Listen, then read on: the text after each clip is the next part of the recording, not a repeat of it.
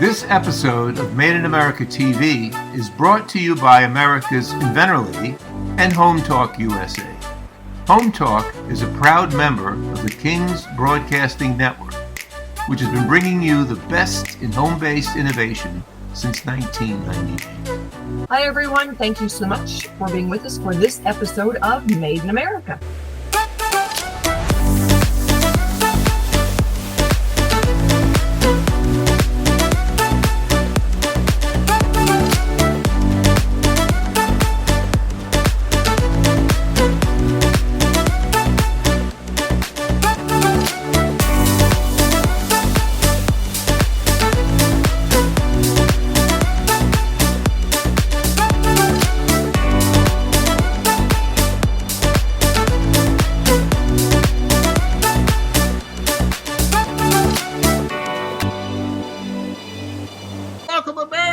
This is the Made America Show. This is the Cajun contractor Michael King, along with my sidekick, the Made in America guy himself, Mr. Greg Owens. Greg, how you doing, my buddy? I know we're going to be rushing pretty fast here, but we want to make sure that we are streaming live World Wide Web at HomeTalkUSA.com, among many affiliates all across this great country. But Greg, let's jump in. I'm so excited, man. You got the new CEO, Matt Roberts, on the show.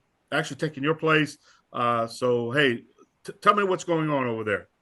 Well, Matt and I have been partners for 20 years, right, Matt? It's been a long ride. He's been president, I've been CEO, but we've kind of been a two-headed dragon here, and it's time for me to retire. So Matt's going to take over all the responsibility and run the company from this point forward. I know he's looking forward to it, and I'm looking forward to planting some gardens.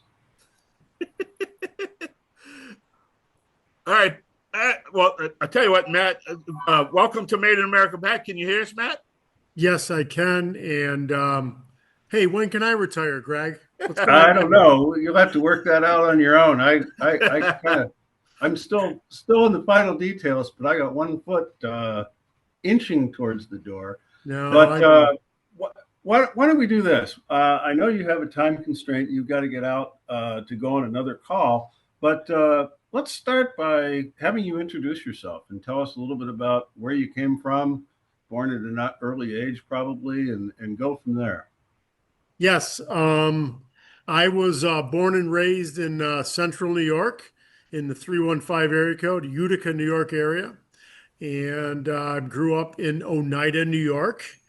Went to school at Oneida High School and went to engineering school right on the Canadian border at a small hockey school called Clarkson University. And then I worked as an aerospace engineer for General Electric for a while.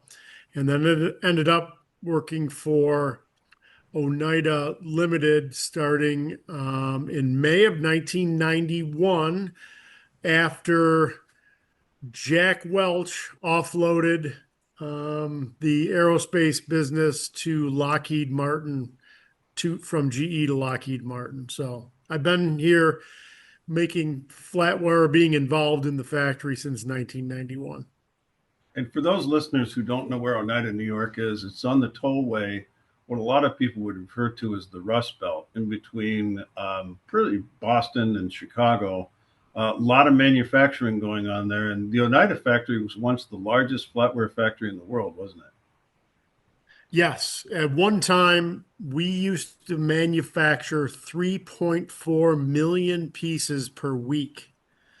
It was the largest factory in the world, and we shipped our products all over the world, and it was the #1 brand in the world. Well, I know the story, but for the listeners who haven't heard this story before, what happened? Why did Oneida decide to shut this factory down, and why did you and I decide to buy it? Well, the decision to shut the factory down, it was the last factory left in the United States, and the decision was made, and there were a number of factors. The main factor was China joining the World Trade Organization in 2000. As soon as that happened, and I was right in the middle of it, the product from the overseas became much cheaper much more competitive from a price standpoint. And essentially, the Chinese manufacturers were dumping product onto our shores. So we muddled along trying to save the factory for about 4 years. We went through a bunch of projects. We did a lot of, I would consider, good things, but it was really not a hill that we were trying to climb. It was a brick wall. And we ran into that wall financially in about 2004. The decision was made to shutter the factory. And it was a 9-month process. In the middle of that process, I called Greg up one day and asked him, what do you think about buying a flatware factory in central New York? And we basically started with a blank sheet of paper, and we ended up creating a business model that at the time was working. We would be an OEM manufacturer for Oneida. We would also lease out unused space in a 1 million square foot factory that we bought. And we would also be an OEM for other brands, with the ultimate idea of having our own brand and moving up the food chain and having a business model that was a little bit more diverse. At that time, there really wasn't an internet business model. It wasn't a big part of the internet at the time. So, yeah, and I always like to tell the story. When it came down to the end, Oneida realized that they could buy a box of flatware similar in weight and quality to what they could produce in Sherrill, FOB Long Beach, California, for less money than they could buy the raw material to make it with here in the United States. And a lot of people think of competition from China or other low-wage countries as just being the low wages that they're throwing at it, or maybe some lax environmental rules. They're heavily subsidizing their stainless steel, and that's ultimately the math that decided to close the factory, because you can't have a manufacturing cost of zero no matter how much you automate and modernize, right? right, and that was what caused Oneida to have to shut down. Now, why did Greg and Matt think that they could make it work? Well, because we're smarter than everybody else, right? Well, you know what we used to say. We didn't know if we were the dumbest people in the world or the smartest people in the world. We hadn't figured it out yet.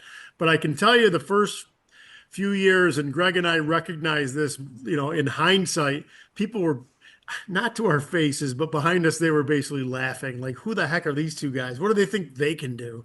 That this huge corporation with this big organization and their fingers into every part of the industry, how can they make it work? Well, if you move up the food chain, so to speak, and you sell your brand rather than sell your product to a brand, you're able to get more margin. You're able to sell your product for more. Like I said, at the time, I think Jeff Bezos was still, he might have been dabbling in a few things outside of CDs and books, but in reality, there was no internet at the time. So we were trying to build our own brand. And that was the idea, is that we were going to be a made in USA brand. We're going to be the only USA brand.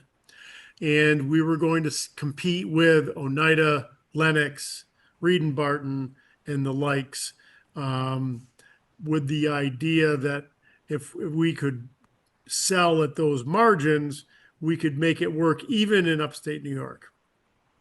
Yeah, and there's a funny story. When we started the internet business, we fired up our website. It sort of sat there and nothing really happened. And then one day I said, Matt, come into my office. And you remember me throwing the $20 bill down on the desk? Yes, I do. Yes, I do. We bid $1 a click on Google clicks with the keyword flatware made in USA. And guess how many clicks we got? We got 20 clicks at $1 a click, and we got 2 orders, and we were off to the races. And I don't know. We spend tens of thousands of dollars on Google search a month now, reaching those customers who are passionate about Made in America. Right. Absolutely. And it works. And then we've expanded into everything from simple Google search all the way up to national television ads on Fox and Friends, which are working out quite well.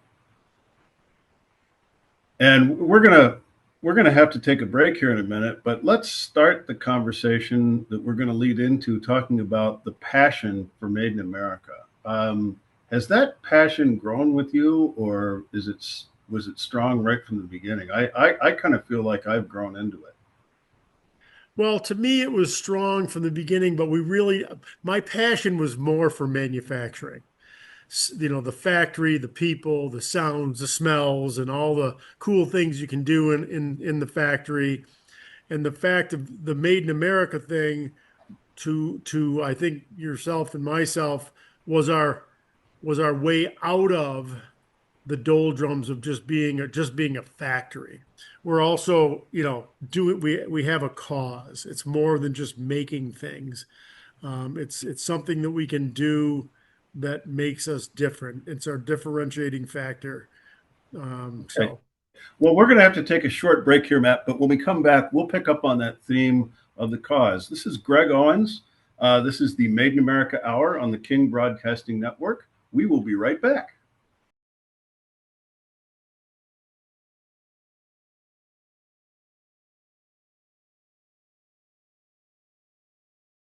And welcome back to Home Talk USA on the King Broadcasting Network. This is the Made in America Hour. I'm your host, Greg Owens, and I'm here with Matt Roberts, my partner in crime at Sherrill Manufacturing Liberty Tabletop, and the guy who's going to be taking over for me as I go into retirement and running the whole show, and I'll just sit there and look at it and smile from the background. But before we get back to our next segment, I want to give a big shout out to Lion Energy, who's sponsoring this segment. You can go anywhere with portable power solar generators, and you can find them at lionenergy.com.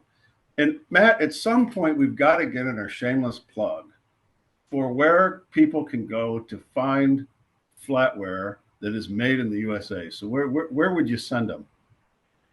There's only one place. If you're looking on the web, it's Liberty Tabletop, all one word.com, and that's our website.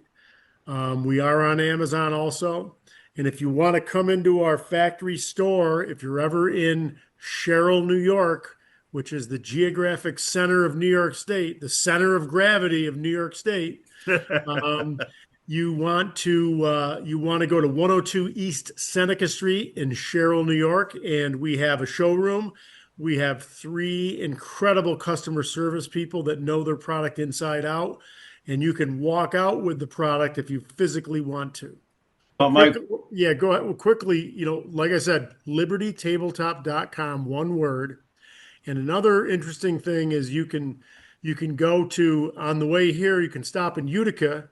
You can get Utica greens. You can get some tomato pie. You can get some chicken riggies.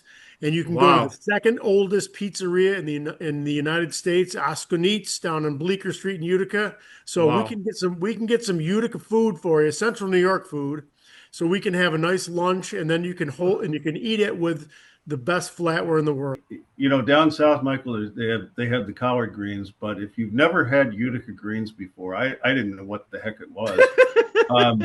You go up there, it is a wonderful, spicy, flavorful way of making greens, and you have to. It's about the broth. Stop in and get some of those. Yeah, I gotta try it, and it's about the broth. Do they put any meat in it, like pork, any pickle meat, or any? Be a little sausage pork? in there. Sausage in there. Italian sausage. Yeah. Yeah. See, like we use tasso down here. We have, I don't know if you know what tasso is, but oh my God, it's a ham. It's a simmered ham, and you put that simmered ham in there. Oh my God, I might have that on my menu, man. You're making me hungry. Stop. Oh yeah. Well, suffice it to say, we've gone down the rabbit hole here. It's a lot of fun doing this, but I wanted to get back because I know, Michael, you've developed a passion for Made in America, and I have as well. And one of the things that we focus on in the Made in America Hour, all the issues that present challenges to companies like ours that we've been introduced to and been fighting for American manufacturing outside of our company, just in general, down in DC. Matt and I were just down in DC not too long ago at the Coalition for a Prosperous America conference. Unbelievable fights going on down in DC, and not this kind of stuff that you see in the newspaper and what we were talking about before, but the things that are actually going on behind the scenes. In fact, I was just on a call with the NCTO group that's fighting the de minimis exception. And there's actually a Democratic congresswoman who has teamed up with Republicans. In fact, she said she had a wonderful conversation with Lindsey Graham. And, you know, they probably never admit that on TV, but, you know, here they are working on similar causes out of the spotlight, and hopefully we can get that de minimis exception eliminated. I'd like to have a big conversation with Matt about that, because I know the two of us have been through the trenches, fighting arm in arm for many years on a lot of these issues, and we're starting to win. So, Matt, I know you're limited on time today, but we're going to have you back on, maybe even next week, to pick up that conversation. This is important stuff, and the long form discussion is the way to do it. Well, Matt, we got to take a quick break right now. So we'll be back in a couple minutes with Margaret and Michael, and we'll continue the conversation. This is the Made in America Hour on the King Broadcasting Network. Be right back.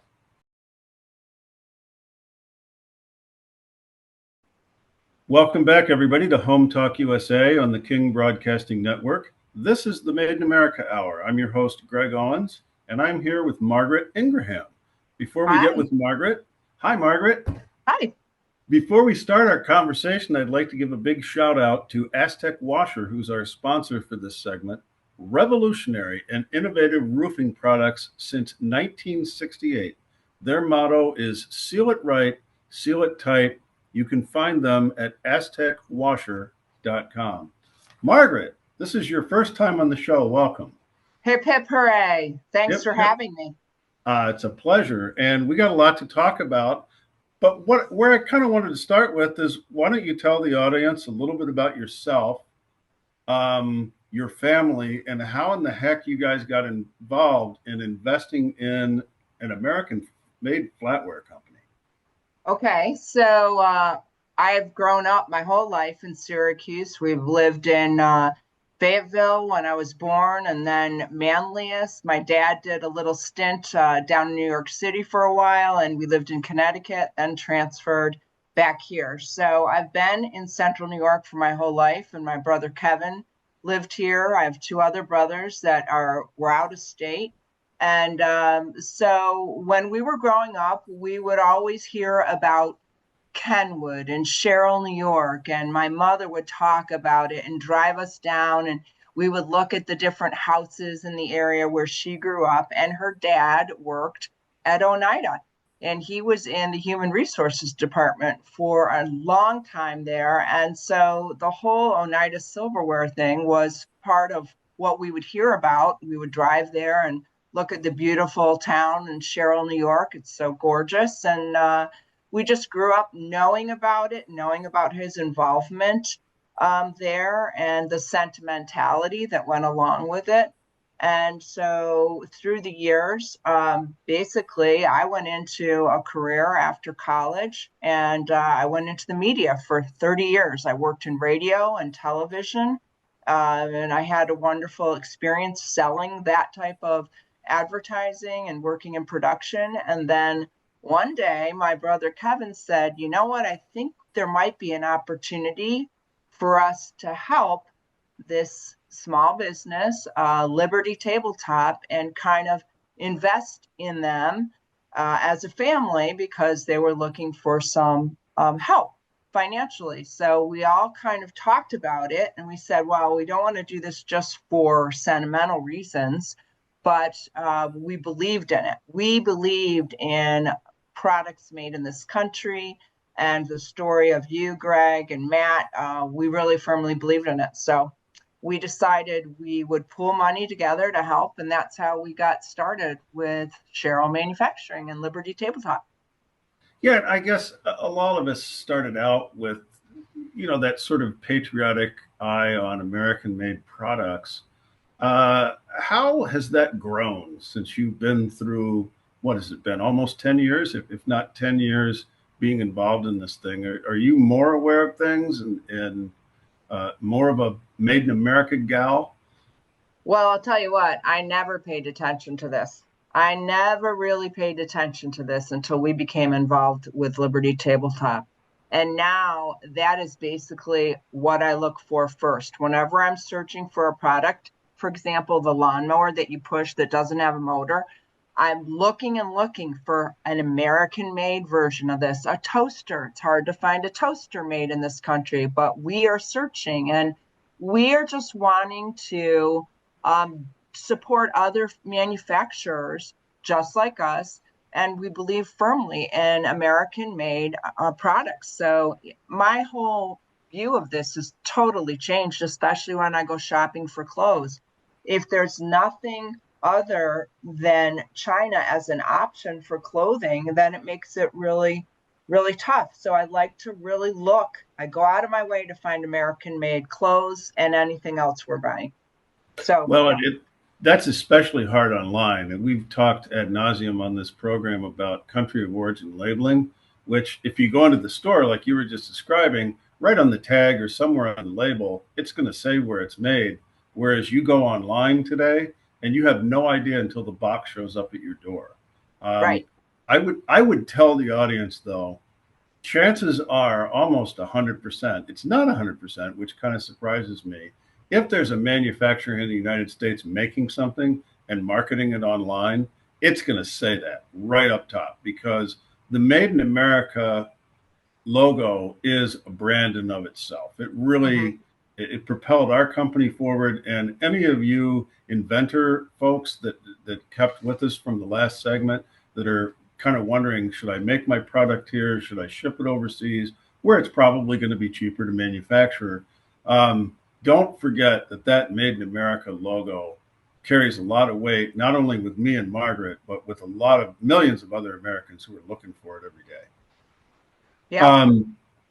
And then I guess moving on to the next subject, you have been involved in our company in the area of our GSA contract and trying to work with not only the military, but also other governments, state, local, and federal government procurement of flatware. And that's been quite an interesting experience, hasn't it? It's been a totally interesting experience. When I started, I had no idea what a capability statement was. That's like our own little resume. We didn't have that. We didn't have a lot of things when I first began to look into how I was going to approach this and what I needed to do. And there have been some different people like that will help you along the way with your government advertising and marketing efforts. So that was good. And I tell everybody, I feel like it'll take till the end of my life to figure out actually how to do this, because there are so many different rabbit holes to go down. And I found that whenever I'm reaching out to anybody, they're very interested in our story. The people at the bases, the military bases, the kitchen people, they want to buy American-made product. So there's a desire there, and I feel like it's been, a 10-year-long sales process that's just beginning to mushroom, and I think it's going to explode. I think we're going to see a huge breakthrough within the next year with regards to this. That's what I'm hoping for, and I'm praying for. Right, and it's part of a much broader process that's taking place down in Washington. And again, to the point earlier in the program, on both sides of the aisle, where members of Congress, the administration, have realized that 20, 30, 40 years of globalization have really turned entire communities like Sherrill, New York, upside down and caused all sorts of horrific issues. One of those issues might be you go to the north side of Oneida and what used to be little beautiful factory homes, not castles by any stretch of the imagination, but good working class, middle class homes. That whole area, because all those factory workers left, has sort of tragically turned into sort of a ghetto. And you see a lot of dilapidated homes with folks in there that are living off the system. And it's just, it's kind of a tragedy. And that, like we were talking about earlier, that story repeats itself from Boston on the East Coast out towards Chicago, but also north and south down the East Coast where all those textile factories were. I don't know if you knew this, but in 1980, 80% of the clothes in the United States were made here. Now it's less than 8%. It's almost impossible to find. Yeah. So have you found any American-made clothing lately? I have found some American-made clothes, some very cool corduroy pants that I bought, and a couple of other shirts and different things. And I'm starting to see more American-made options. You got to really look at it carefully, though. Make sure it's actually made here, because sometimes they trick you. And so, I've successfully found some. I'll give a shout out underneath my shirt here. I got my Liberty Tabletop golf shirt on, and that was made by a company called All American Clothing. And I tell you what, the quality of this shirt, that's probably 6-7 years old, the collar is just like it was when it was brand new. It's not all crinkled up like the cheap ones you might get. And surprisingly, this shirt didn't cost much more than a regular golf shirt would cost you at the local sporting goods store. Nice. So we bought it direct, just like our business model on Cheryl, New York, cut out all those horrific middleman markups in the middle, and got a good quality American-made product at a reasonable price, which is what it's all about, right? Yeah, and it looks good on you too. Oh, thank you very much. I'm sure you have one. It looks good on you too. We got to take a short break here. We'll be right back with Margaret, and we'll continue our conversation about Made in America. This is Greg Owens. This is the Made in America Hour on the King Broadcasting Network. We'll be right back.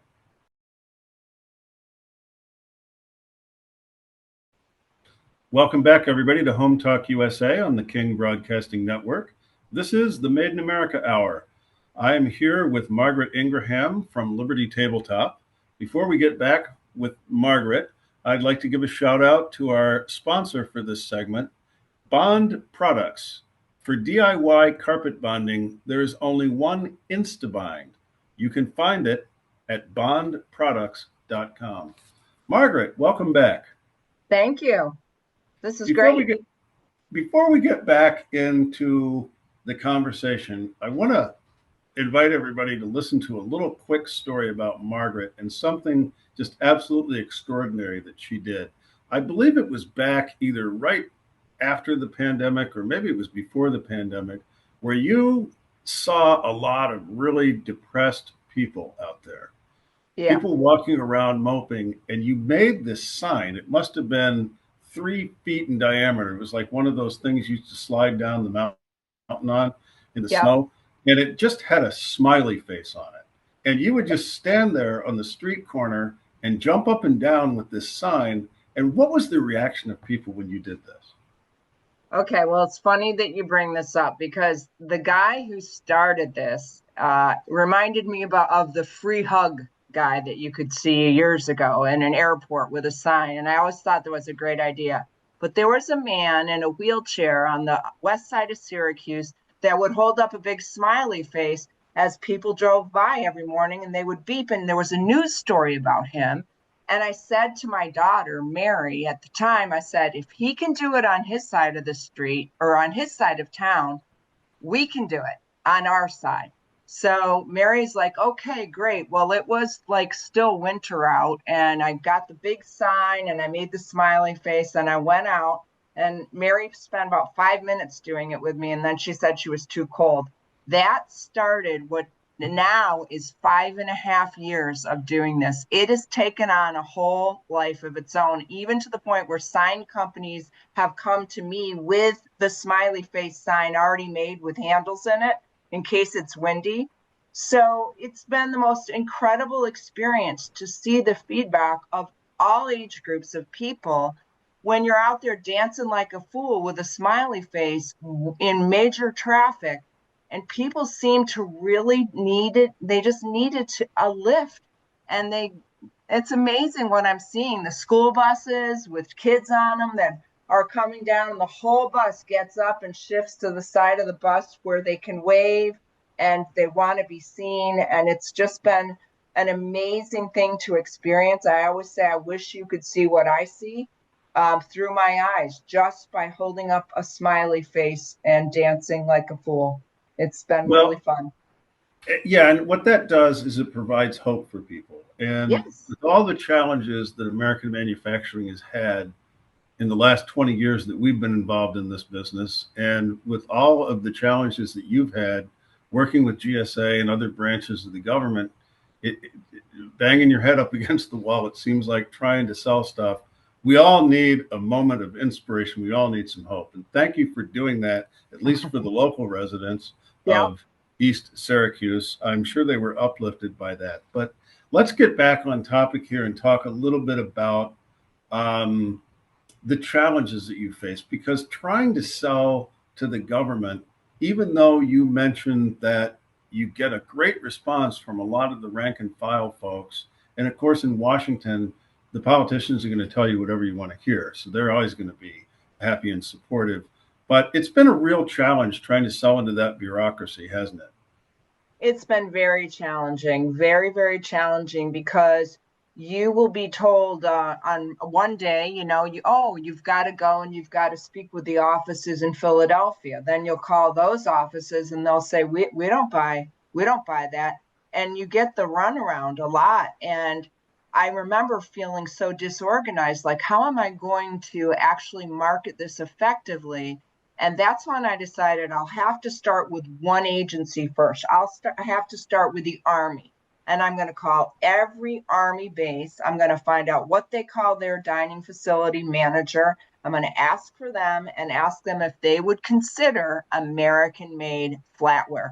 Nobody can say no to that. There's no way anybody hardly has ever said no. So I started trying to organize myself, Greg, so that I would start with this, then I will move to the Marines, and then as I've gone through it, I feel like at least I've gotten a little bit more organized in my method of trying to reach the right people. And from there, it's just kind of letting them tell me, okay, you really need to talk with this office, and then I'll go to the next office. So I feel like I've made more progress, but it's going to take my like I said, the rest of my life to make sure I'm reaching out to everybody and I understand it, Well, yeah, and we've only got a couple minutes left here, but we just had some interesting meetings down in D.C. with the Office of Management and Budget, who's in charge of an office called the Made in America office. And this has been around for a couple administrations, but this particular version of it, I think, has provided us a lot of hope, in that I think they're taking it really seriously. And we came to them with some very specific things that they can do to help us weave our way through that bureaucracy and get the folks that are there to start buying stuff that they should be buying already, because they're ignoring a lot of the Made in America legislation that has been passed. So we're hopeful that that is going to come through to fruition, and there will be actual oversight going on. And maybe some of the mid-level stuff that's prohibiting people because of budgetary reasons. Oh, I don't care. We want the cheapest thing, buy it from China. Maybe some of that will give way to actually following the rules and supporting your efforts down in or across the world, really, in trying to sell to the military. It seems like from the bottom up and the top down, it's going in the same direction. I'm very, very hopeful. I believe in this country, and I totally am excited about our ability to do this for people. Well, Margaret, we've done it again. We've run out of time. We're going to have you back on, hopefully, to celebrate the positive outcome of some of that hope that we've been hoping for quite some time. This is Greg Owens here on Home Talk USA. This has been the Made in America Hour. Hope to see you again next week. Take care, everybody.